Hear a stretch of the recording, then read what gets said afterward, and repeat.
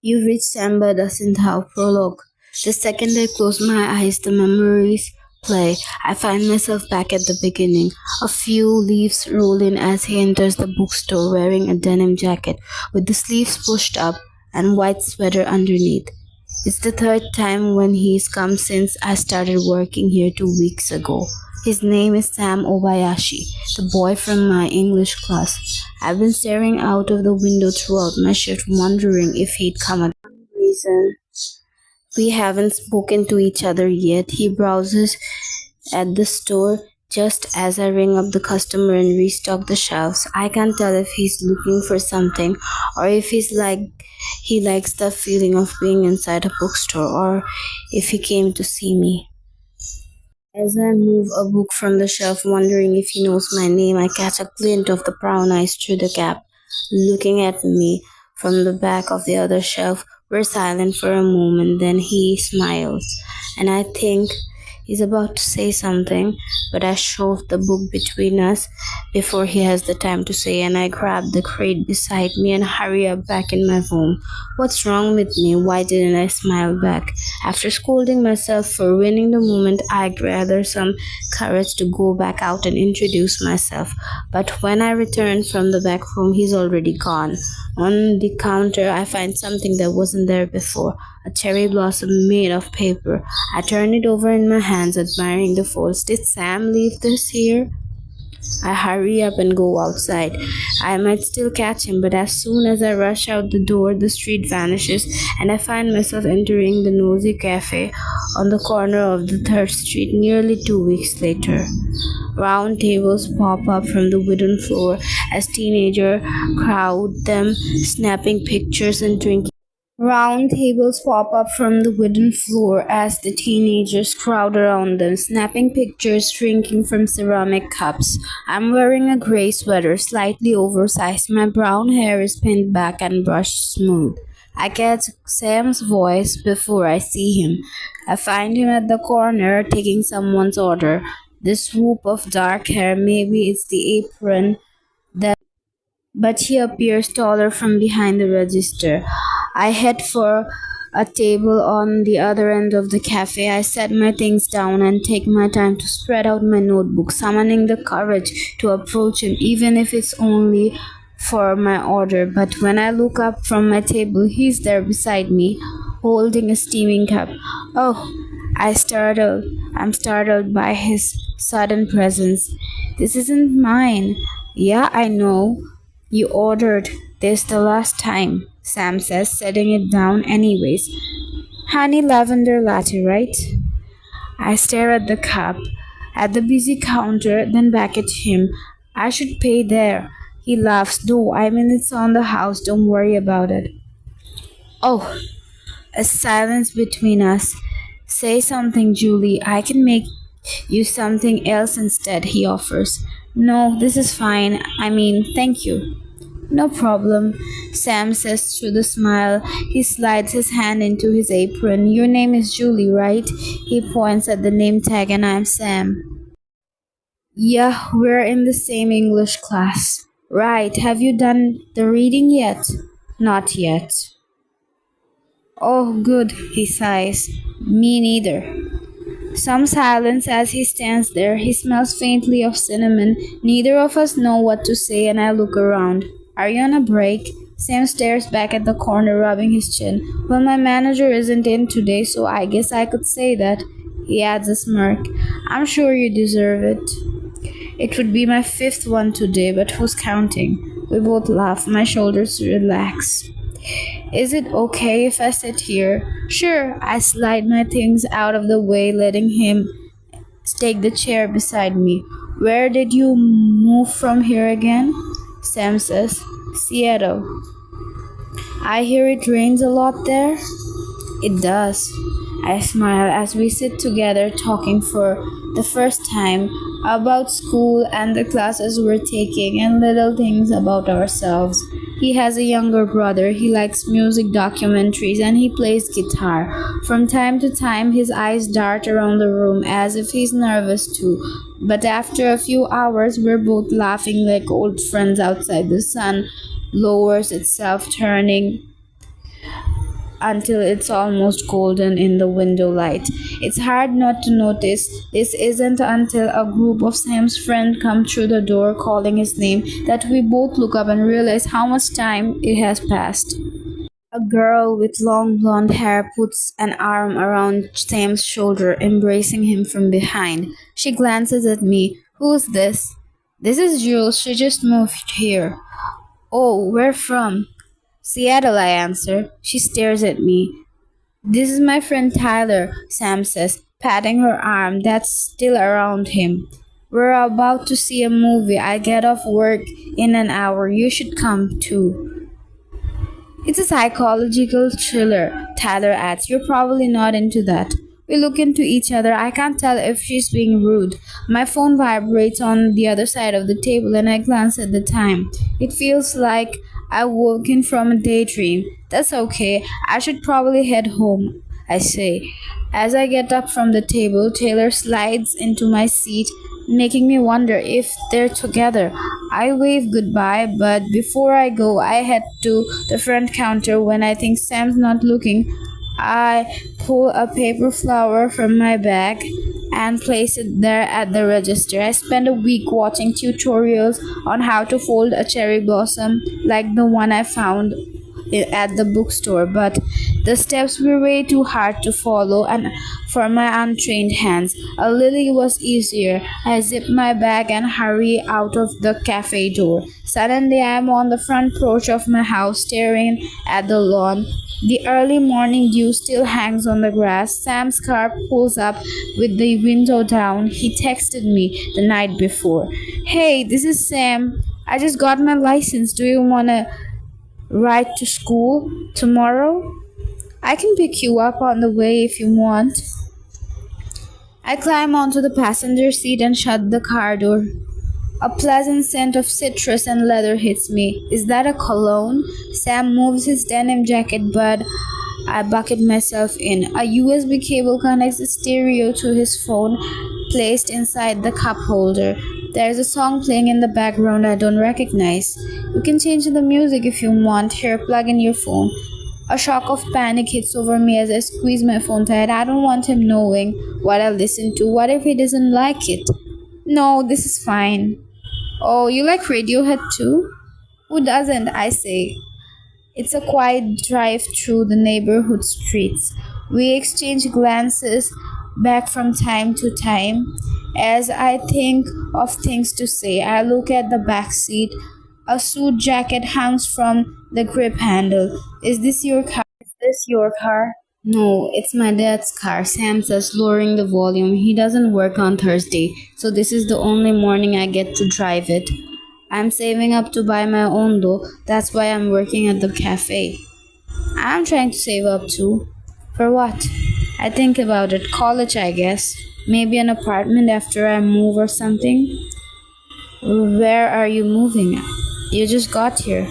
I'm not sure what to say, Sam nods, so it's a secret. I smile. Maybe I'll tell you another time. That's fair, Sam says, looks at me. What about Thursday? I hold back a laugh as we turn into the school parking lot. Even though the drive doesn't last long, the Thursdays are becoming my favorite day of the week. The memory changes again. Lights dance across the gymnasium floor as the music blares as I step through the archway made of silver and gold balloons. It is the night of the school dance and I don't know anyone here. I'm wearing the new dress that my mom helped me pick out. The dark blue satin flows out at the waist. With my long hair pinned back, I hardly recognize myself when I look at the mirror. I wanted to stay at home, but my parents forced me to go out and make friends. I didn't want to disappoint them as I spent the last hour standing against the cold cement wall watching the floor fill with people dancing and laughing. I check my phone from time to time, pretending I'm waiting for someone, but it's just an empty lock screen. Maybe this was a mistake. Something keeps me from leaving. Sam mentioned he might be here tonight. I texted him few hours ago, but he hasn't responded yet. Maybe he hasn't checked his phone yet. When the music slows down, the crowd has When the music disappears, the cloud disperses. I leave my spot at the wall and make my way through the dance floor, searching for him. It takes me a while, but the moment I see him, my heart stops. There he is, with his arms wrapped around Taylor, slow dancing. There's a sinking feeling in my stomach. Why did I come here? I should have stayed at home. I shouldn't have texted him. I turn away before anyone sees me and rush towards the gym door. The night unfolds around me as loud music muffles, letting me breathe easier. The parking lot, lit up by a few street lamps, seems so still compared to the dance floor. It's misty out tonight. I should head home before it rains. I think about texting my mom to pick me up, but it's too early. I don't want her asking me what's wrong. Maybe I'll walk home and sneak into my room. My heels start to hurt. I ignore the pain as I make my way down the parking lot. The gym door swings open behind us, followed by the voice I recognize immediately. Julie! I turn around and it's Sam, looking at me more serious than usual in black suit. Where are you going? He asks. Home. In the rain? I don't know what to say. I feel like an idiot. I force a smile. It's just a little mist. I'm from Seattle, remember? I can give you a ride if you want. That's okay, I don't mind walking. My cheeks are warm. Are you sure? Yeah, don't worry. I want to get out of here, but Sam doesn't move. I try again. Your Jade is probably waiting for you in there. What? He stutters a little. Taylor isn't my date, we're just friends. There is so much I want to say, but the knots in my stomach keep me from speaking. I shouldn't have feel this way. Sam and I aren't even together. Why are you leaving so early? I remember under the colored lights, his arms around Taylor, but there is no way I can tell him the truth. The school dances aren't really my thing, that's all. Sam nods and slides his hands back into his pocket. Yeah, I know what you mean. They can be pretty lame. Does anyone have a good time at these things? Well, maybe you haven't gone with the right person. My breath catches as I take this in, even from outside the gym, as we can hear the music through the wall melting into the slow song. Sam stands at the door, walking back and forth on the heels of his dress shoes. Do you not like to dance? I don't know. I'm just not very good at it. I don't like people watching me. Sam looks around us for a moment and he smiles a little, holds out a hand. No one's watching us. Sam, I start. His familiar smirk appears. Just one dance. I hold my breath as Sam steps forward and takes my hand, pulling me close to him. I never imagined my first dance would be like this. The two of us swaying outside in the school parking lot, his face slightly dewy from the mist. I inhale the smell, the sweet scent resting my cheek against his chest as I move my hands onto his shoulder and he notices something. What's this? The cherry blossom. It's tied around my waist with a ribbon. My cheeks feel warm again. I didn't get a corset, so I made one myself. I gave this to you. I know you did. Sam smiles at me. You know, I wanted to ask you to the dance tonight, but I was worried you'd say no. What made you think that? Because you never texted me that day we met at the bookstore. I squinted at him, but you never gave me your number. Sam drops his head, chuckling to himself. What's so funny? I asked. Slightly annoyed, he takes my hand and plucks the cherry blossom from my wrist, starts unfolding it. I start to protest, but fall silent when it's just a sheet of paper in his hand. Inside is a note with Sam's name and number. I never thought to open it, I say. I guess that's my fault. We both laugh, and at this, then my smile fades. What's wrong? It's ruined now. The paper is torn and wet from the mist. Don't worry, I can make you another one. I can make you 1,000 more. I put my arms around him as we continue slow dance in the parking lot, listening to the music through the gym walls as the mist swells around us like clouds before it shifts to fades into clear night sky and the memory changes again. Clothes fly out of the second floor window as I turn onto the lawn that's covered with my father's things. My parents have been shouting for the past hour and I can't stand to be in the house anymore. I always knew things would get to this eventually, but I've never expected it to happen so soon. Where else can I go? I asked Sam to come and pick me up, but he isn't here yet. I feel the neighbors watching me from their windows. I can't wait around any longer. I turn the block and start running until everything disappears behind me. I don't even know where I'm going. I keep running until nothing looks familiar. It isn't until I reach the edge of the town where the farm grass stretches towards the mountains that I realize I forgot my phone. A pair of headlights shine down at the empty road. As I move out of the way, the car slows to stop in front of me and I realize it's Sam. Are you okay? He asks as I climb into the passenger seat. I showed up your house, but you weren't there. If I remembered my phone, I would have sent my location. How did you even know where to find me? I didn't. I just kept looking. We sit in his car with the engine humming for a long time. Do you want me to take you home? Sam asks eventually. No. So where do you want to go? Anywhere else. Sam starts driving. We circle through the town until we lose track of time. Shop lights turn on and off as the roads begin to darken. With nowhere else to go, Sam turns into the parking space of 24-hour mini-mart and shuts off the car. He doesn't ask me anything about what happened. He just lets me rest my head against the window glass and close my eyes for a moment before I drift off. The last thing I remember is the fluorescent lights of the mini-mart sign and Sam lying his denim jacket over me as I fall asleep.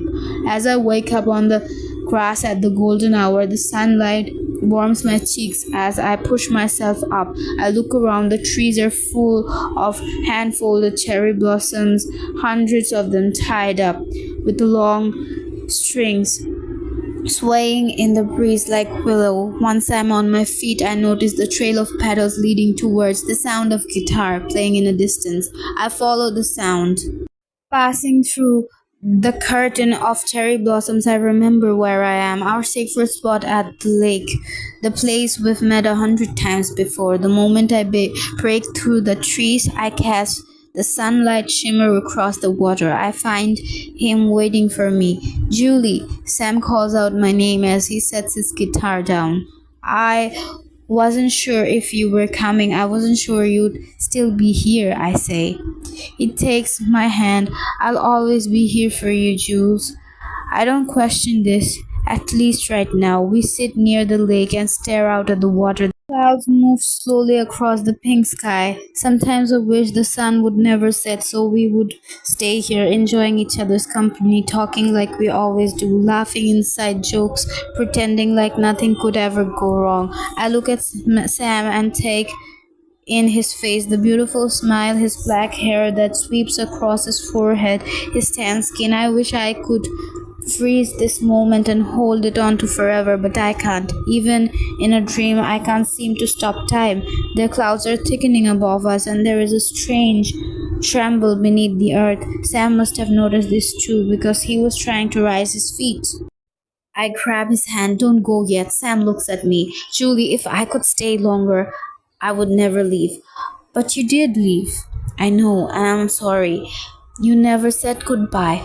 That's because I never thought I had to. Out of nowhere, a wind in from behind us sweeps as if it has come to take him away from me. Behind the trees, the sun starts to fall, casting shadows across the water. This isn't supposed to end like this.